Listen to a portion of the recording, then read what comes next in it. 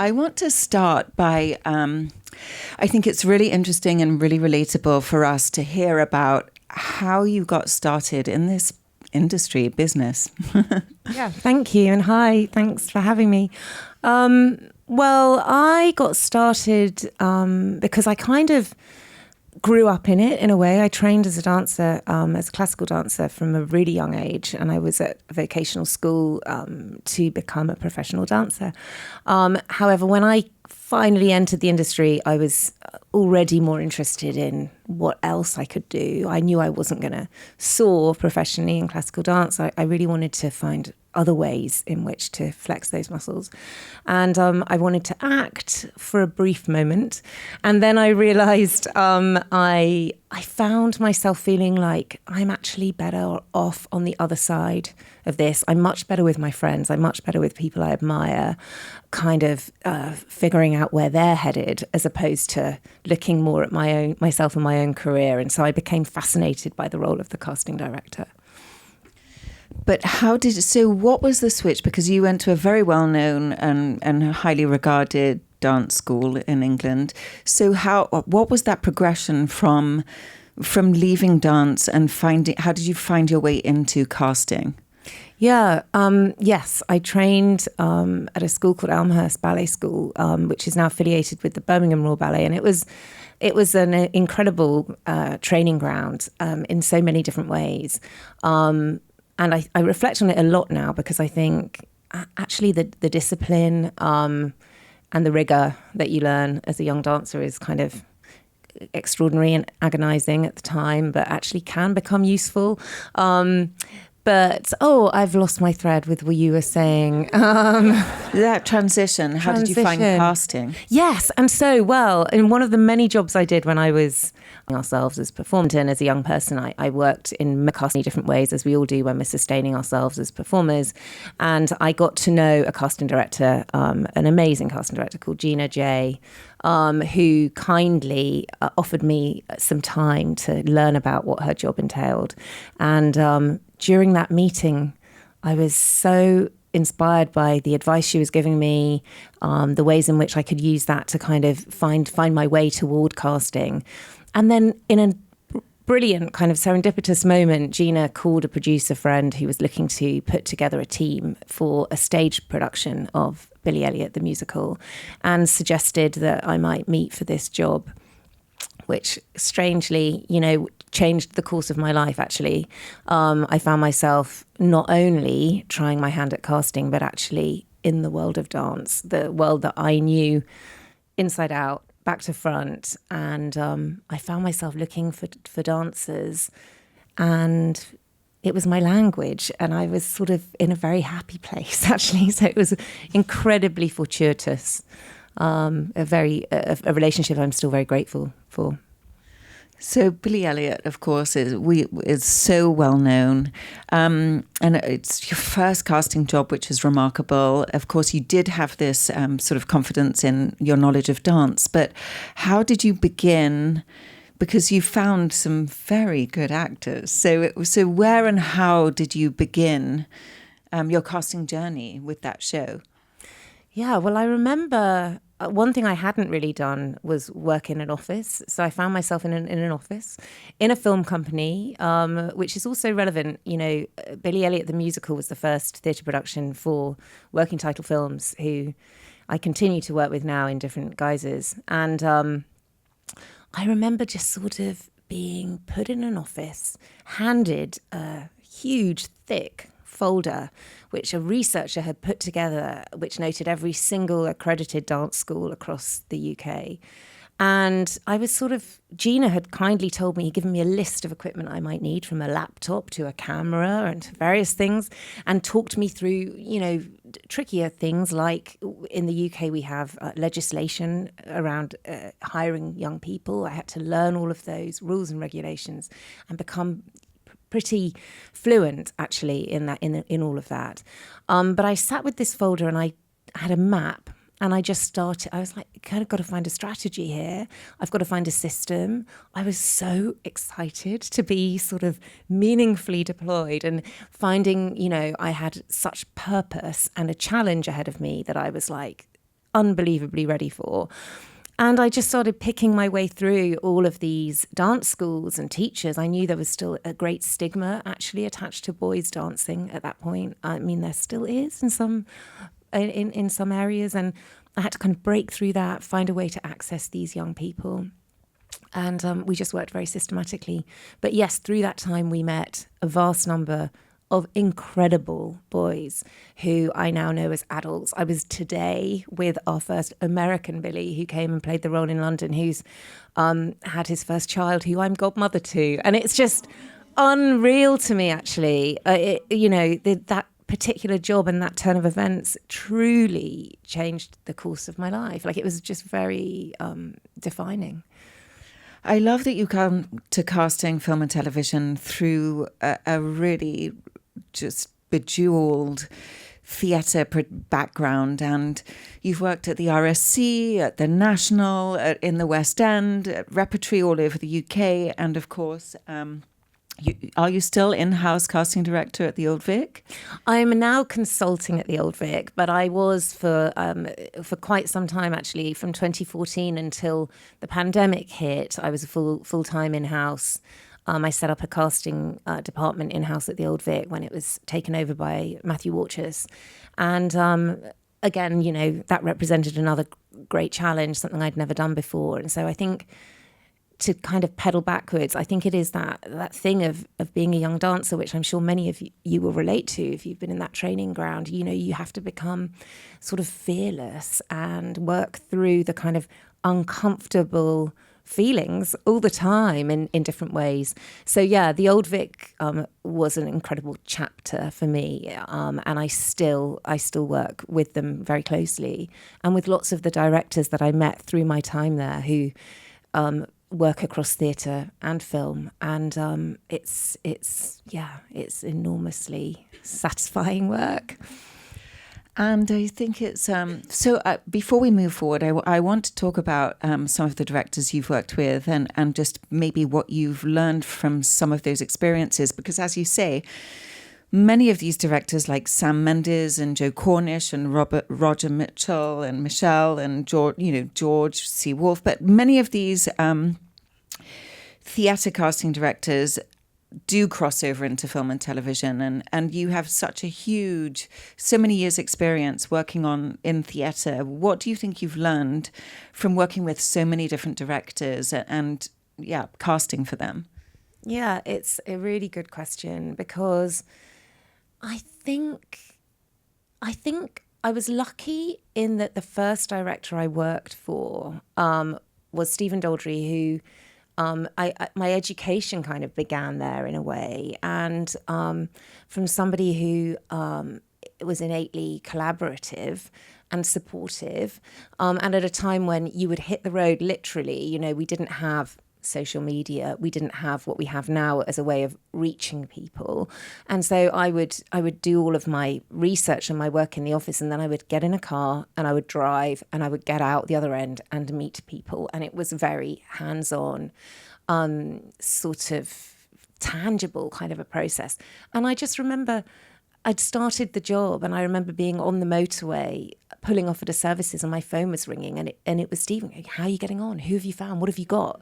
And I remember being like, geez, I've just started, but this is great. This is somebody who wants to know what I'm doing and is really interested in what I can find. And I realized this is just so great. I'm as close as I can be to helping facilitate something magical. So that was that was my sort of learning. And then you find every director really demands something different of you and needs you perhaps in a slightly different way. I think I can say what it never is. And for me, really, it never is list making. That is one part of what you might do. But actually, I believe it's sort of tuning in to the specifics of the script, of the director, of their taste, of their style, of their vision, and trying to you have to kind of like almost read it, download them somehow, and find the way in which your skill set can slot into their needs and requirements. I've answered it in a really long-winded way, but I suppose what I'm saying is each director I work with is a new education, and I have different relationships with so many different directors, and I love that because you get so much from them in such different, unique ways. So I want to sort of segue from there into your relationship with Luca Guadagnino, because he, why don't you tell us, maybe you could tell us how you first met Luca and started working with him, and a little bit about your communication style, perhaps, in working, how you've learned to work with Luca. Yeah. Well, I was, my relationship with Luca, my working relationship with Luca came out of the pandemic, strangely enough, as, such terrible things were happening. This is one really positive thing that happened to me. I was still in house at the Old Vic when in 2020 we shut down, as all the theatres did. And I had a small team who worked with me in the theatre, but they were my team, because I was a sort of subcontractor in a way. And so my team were furloughed. I was at home looking after my children, boiling broccoli as everyone else was, learning to draw, all of those things, baking banana bread. And I remember kind of thinking, okay, this is going to be really different. And we were all in trauma, weren't we? And so much horror was going on around us. But I had an incredible call from an American agent who I had been working with, and who gave me a heads up that I was going to be introduced to Francine Maisler. And it was just such an extraordinary thing, because I'm an enormous admirer of Francine, and her body of work is just unbelievable. And she asked me to come on board a television production that Luca was going to direct, an adaptation at the time of Brideshead Revisited. And it would require a UK office to look for the students in the story. And my goodness, it got my team back to work. We were, suddenly incredibly busy, but in the most inspirational way, working on scripts that were really exciting, and working with Francine and her team, which was totally new for me. I'd never done anything like that really before. And so I met Luca on that project. And it was a kind of amazing thing to work for Luca, but to work for Luca alongside someone as iconic as Francine as well was again, another chance to learn beyond the ways I'd imagined I would, really, coming from this theatre world where I was so enmeshed in all of that. And unfortunately, that particular project didn't end up coming to life, but it was the beginning of a working relationship with Luca, and I went on to work again with Francine, which was incredibly fortunate. Amazing, and just really touching that it came at the time that it did and helped you with your team. So then you go on to do Queer with Luca and a couple of other things, and then you come to After the Hunt. So when Luca first approached you or told you about this project, can you share with us how he positioned it with you or described it to you, or what he asked you for? Yeah, well, I'd sort of been so blessed to work with Luca a few times between that first meeting and After the Hunt. And I had a call from Luca saying, I'm sending you a script, and you have to read it very quickly and tell me what you think. And I said, yes, of course. And I was so excited. And, a few hours later, I think he was like, have you read it? And of course, it was a piece of writing that there was something in that writing as well that I felt the language was just so compelling, and something theatrical in it too. It just was fascinating to me, actually, this particular story and these characters and the setting. I was totally mesmerized by it. So that was how it came about, and yeah, we set to work pretty quickly. It makes me wonder, just because you've worked on such sort of fantastic material when we talk about writing, like the Lehman trilogy, and just so many brilliant, brilliant plays from brilliant playwrights.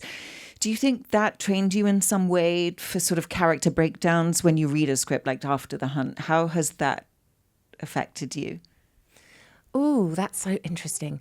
Well, I think you're right. I think, not only working on the plays that you mention, but also, and this is the other thing that I think, having trained as a dancer, I always felt like my academic education had taken a sort of sideline in some ways. And so I always had this feeling that I hadn't read enough, I hadn't done enough. I'd been so, half my day had always been physical. And so the thing I also feel, I feel so keenly is we're so lucky in our jobs that it is a continual education, aren't we? And that each script you receive actually demands a deep dive. And I just it never stops sort of interesting me. So, whether it's a Eugene O'Neill play that means you then want to read a biography or find out more or visit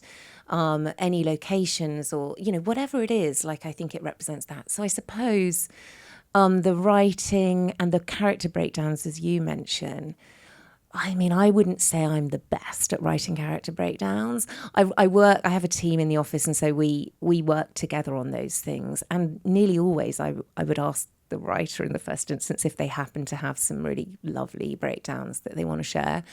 But inevitably, when it comes to it, yes, we can pull those together and try to do justice to the words on the page. And probably now, having read so much over the years and worked on so many variable pieces of work, maybe we get better at it. So where do you begin with After the Hunt? How did you begin? Yeah, well, Julia was attached, which Luca and Julia have spoken about their meeting when they both came toward this script, and it's kind of wonderful kickstart to a film like this. And we started, actually, I think one of the first roles Luca asked me to look at was Maggie, because in Maggie there was an opportunity actually to explore the landscape and to see who were the actors that could get their teeth into this role. How do we very quickly, he wanted to do this fast as well, so how do we kind of quickly go, who are they, who's emerging, who's exciting, who tonally could really ignite this. And so we did that, across the globe. Really, we looked at who that list, how that list might come together, who those people may be, who he should meet, who might tape. We did all of that as fast as we could, and I was really in the frame, but definitely alongside everyone else was analysed for the role, and then it was a perfect decision in the end. The students, well, can we also just talk about Michael Stuhlbarg? Just because because you have to. Because you have to. Yeah. When did he tape? How did you? No, he didn't tape. He and Luca are very close and have worked together. And so we came to Frederick a little bit later, because I think from Maggie we were then working on Hank, and Frederick, we would have little conversations about Frederick, but that sort of piece of the jigsaw was put in maybe after Hank, as we saw the kind of constellation and how the tone and the feel would be. I can imagine Luca always knew it would be him. And I think in the way that we time our suggestions really carefully, there's a right moment and a wrong moment to say a name to a director sometimes, and you have to think of that quite carefully. But I'm sure similarly with Luca, there's the moment where he decides, I'm now going to let them know this is who I'm going to have, and it was kind of beautiful decision. And but yes, so, and then on to the students, I suppose that was a really exciting moment for me. Because, yes, we're talking about the kind of the leading roles at the helm. It's one sort of exciting and it is thrilling. But actually, when you're talking about the students, you're really thinking about, this is somewhere we can discover people, or we can offer an opportunity, to work with a director like Luca is, gosh, it's a bucket list director. It's a kickstart to someone's career.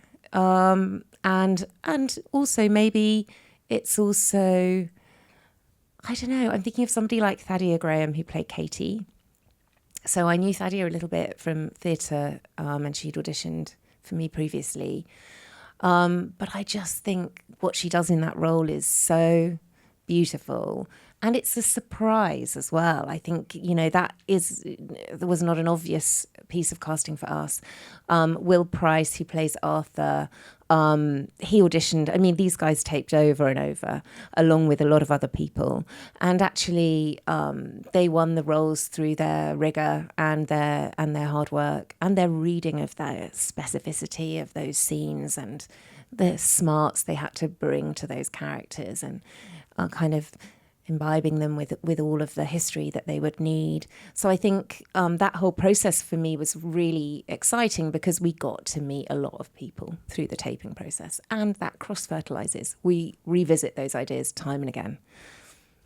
And it's interesting because it is intricate dialogue. It is, they're breathing rarefied air, Yale students.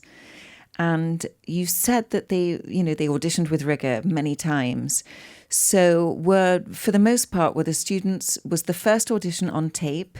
And then were you giving them notes for them to resubmit? How did that process work? Yes, exactly like that. So yes, taping, definitely.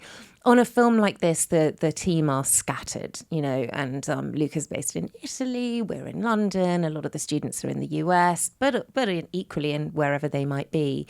And so yes, taping was really important. And what would happen is a kind of, all of my team, my office, we watch everything, and we then will send Luca. He's a director who likes to see everything as well. So I could say, like, I'm responding to these tapes, and I do, but also I know that he could come back having picked someone that I hadn't quite noted in the same way. And I love that, because it's sort of, then you get another steer and you're like, well, okay, so if that's where we're headed, then here's my next take on the situation.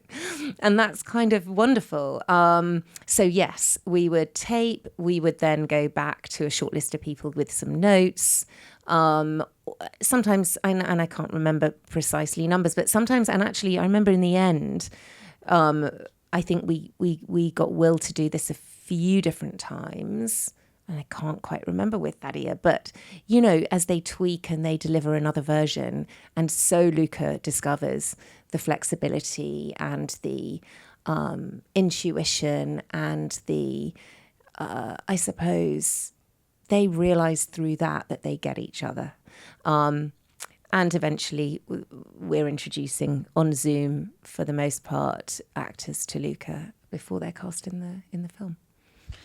That's amazing, because it sounds like a collaboration, because, we've spoken to Luca and he seems extremely precise. It's something that, yeah. Right.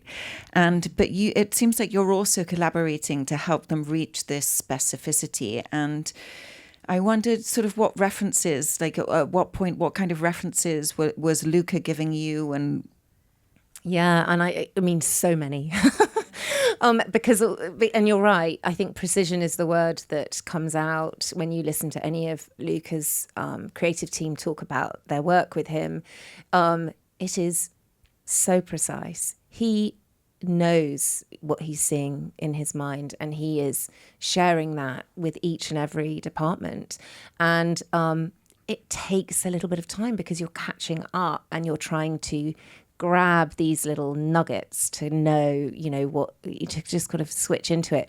But he also works with an incredible researcher who we'd worked with on Queer and again on After the Hunt. So I think what my team and I do initially is we start to, cover our walls in reference pictures that we can find, so that we are tuned in to the look, to the tone, to the clothing, to the everything that about these students, ethnicities and, what is the makeup of that body of students? Where are they? Where are they coming from? What's their home lives? We're trying to really delve into all of that.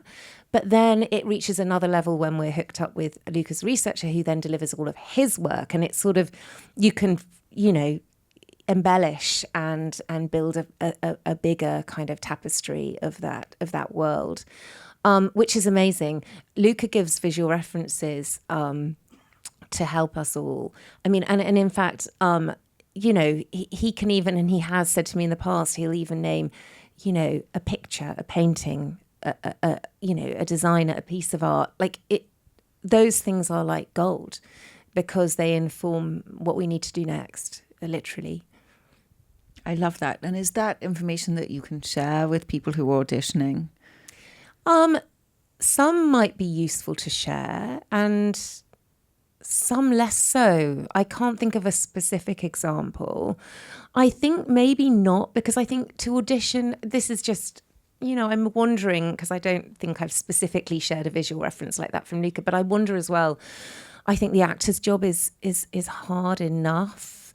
And if you're given something too specific, I imagine you could tie yourself in knots to try and deliver that. And it's actually, that is sometimes better for us to know that, so we can find that naturally from the people coming in. I think it would be wrong to sort of try and turn yourself into something. Yeah, that's a brilliant insight. When you're meeting with the people who are playing, going to play the students and they have less experience, is there something in particular that you're looking for, or something that gives you the confidence to work with them? Say that one more time. With actors who have less experience, I noticed there are people playing the students who have hardly any credit, no credit. Yeah. So what gives you the confidence when or is it through that audition process? Like, what are you looking for from people who have less experience? I'm now with you. I think it's also my jet lagged brain, because I'm like, but I think what you're looking for, I mean, is obviously the instinct in terms of the performance, which you get through the tape, and then the note taking, if you're trying to like re-steer a little bit to help them get toward more the tone of what we're doing. But actually also, particularly in smaller roles for less experienced actors, you're also ensuring that you're delivering a company who will show up on set and understand the demands of a shoot like that, and kind of understand where they sit in that day, like what will be required of them, and that they are comfortable, and it will.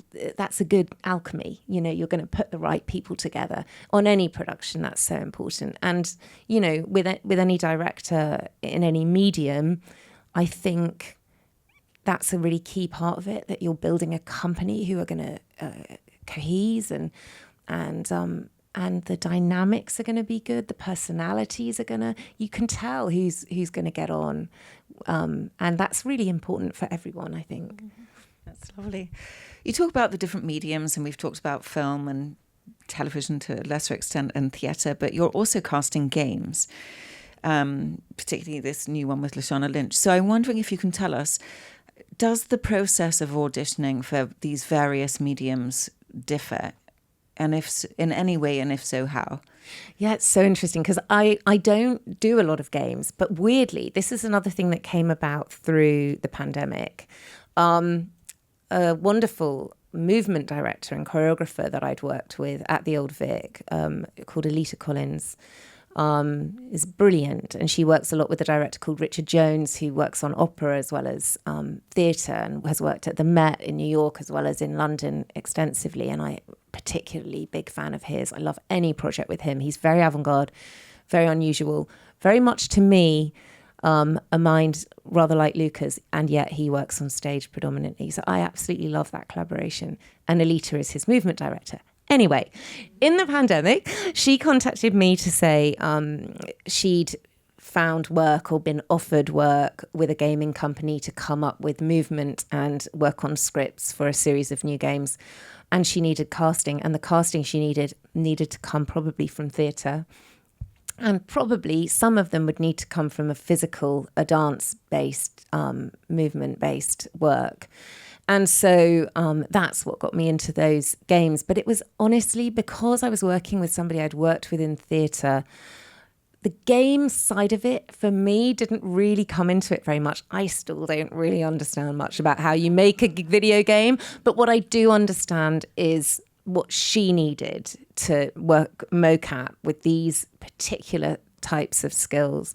And again, with the particular type of performers that she needed, they needed to be her people to work within that field, to be able to be available at a very specific time and to capture and to be egoless slightly in that, because they weren't going to be visually represented. So they were kind of being used for their physical skills and not so much for their faces.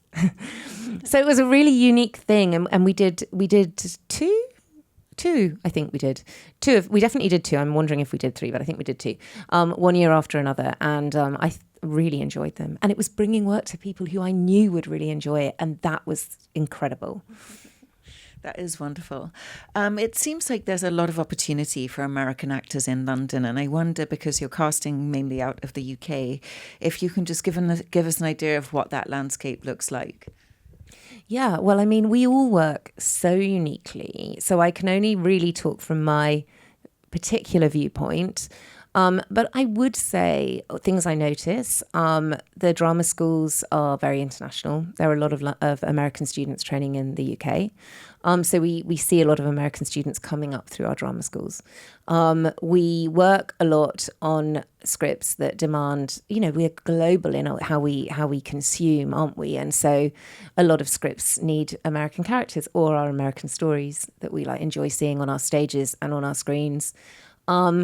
And my job, I think, for theatre is one thing, where I will find myself looking for Americans in London who can come and audition for theatre. That's one thing. And then the other side of what I do, because I do predominantly theatre with some film. So the film side of it, actually, I find myself casting Americans here, but who are working for a director there. And so I suppose, what you don't necessarily get are in the room auditions, which I know isn't very common for screen anyway. But I'm looking for people who can audition from the US, but who are happy to come and work over in Europe or the UK or across the board globally. So I do find myself doing quite a lot of both of those things, Americans for stage, Americans for film, in different ways. So yeah, there is a lot. It's really exciting to hear. All right, we want to get into the scene work, and I don't want to keep you much longer, but I wonder if we can just do a really rapid round of sort of basic, essential marketing things for actors, just to see also if it's different at all for you being in the UK. Can you give us an idea about headshots, clips, reels, those kinds of things? What do you like to see? Ooh, I see. I am the person that doesn't really demand much in that sense, because honestly, when I'm putting together pictures of an actor for Luca, I tend to find myself looking for the less obvious pictures. So I find myself scouring for something I can pull from work, whether a screen grab of something you might have done on screen already, something if it's from a shoot or from something. I find myself looking for pictures that aren't readily available, honestly, for one reason or another, or trying to find pictures that tonally work with the piece that we're doing. So honestly, the headshot, of course, is vital, but I'm not the best person to kind of say it must be this or it must be that, because I also not very rule abiding.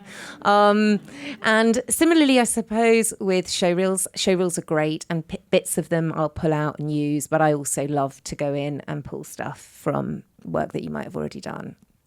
And that I find myself doing that quite a lot. Tapes, I don't think you have to have, and this is where it's complex, isn't it? Because for me, do you need to be against a plain wall with a well lit, etc.? Not really, not necessarily. Is it sometimes fun to like walk down the street or be in your garden? I mean, I just do what you need to do. An iPhone, I mean, I've had people honestly, I've had some crazy tapes over the years. I maybe shouldn't say what I've had people do, but, I do remember, and a little anecdote, auditioning some actors from Europe, and who were, the scene was a bathroom scene, and this one actor decided to do it in his towel in front of the mirror, and, I'm like, whatever, it's fine. I don't mind. Like, I just think do what makes you feel like you're doing the best job, and how and where you do it. I did a bit of research with some actor friends to ask them how they feel about self-tapes. And this one actor friend said to me, it's fun to go a bit meta, if you're driving the car, drive the car. I mean, don't have an accident. Don't film yourself driving the car. You know what I mean? Take this with a pinch of salt. But do what you need to do. And I think sometimes for film, putting yourself in that situation can be quite fun. But again, if a white wall and a really good light works for you, do it. Do what works for you, is what I would say. I think that's a brilliant place to end. Jessica, thank you so much for joining us today. Thank you.